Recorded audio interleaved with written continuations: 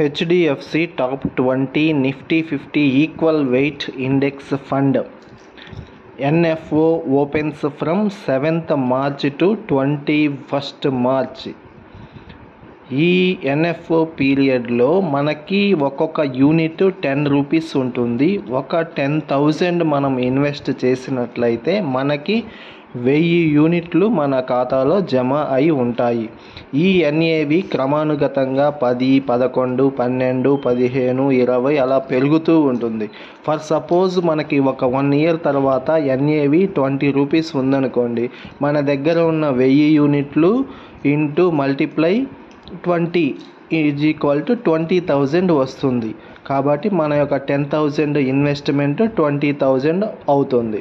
ఇది HDFC asset management company వాళ్ళు release చేశారు. అందులోనూ మనకి టాప్ 20 ఏవైతే గ్రోత్ స్టాక్స్ ఉంటాయో వాటిల్లోనే ఇన్వెస్ట్ చేస్తారని చెప్తున్నారు. అందులో మళ్ళీ గ్రోత్ లేని రిలయన్స్ లాంటి వాటిలో కూడా వీళ్ళు ఇన్వెస్ట్ చేయట్లేదు. ఏవైతే నిఫ్టీ 50 స్టాక్స్లో రాబోయే సంవత్సరాల్లో మనకి హెవీ గ్రోత్ ఉంటుందో వాటిల్లో ఇన్వెస్ట్ చేస్తామని ఫండ్ మేనేజర్ చెప్తున్నారు.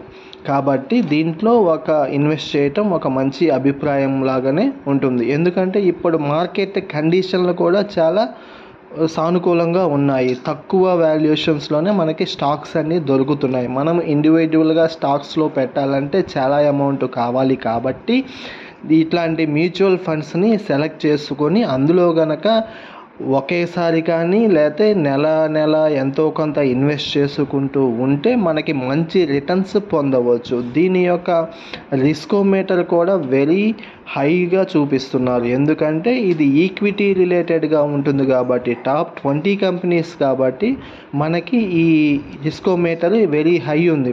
కాబట్టి వెరీ హై ఉంటేనే కొంచెం రిటర్న్స్ కూడా ఎక్కువగా వస్తాయి.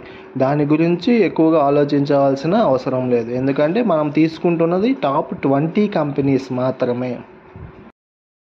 కావున మనము 5,000 కానీ 10,000 కానీ ఇన్వెస్ట్ చేస్తే కనీసం 3 to 5 ఇయర్స్ కనుక మార్కెట్లో ఉండగలిగితే మంచి రిటర్న్స్ పొందగలం. మినిమం ఒక 5 ఇయర్స్ కనుక ఉండగలిగినట్లయితే దీనికి డబల్ అమౌంట్ని పొందగలమని అంచనా వేయగలుగుతున్నాము.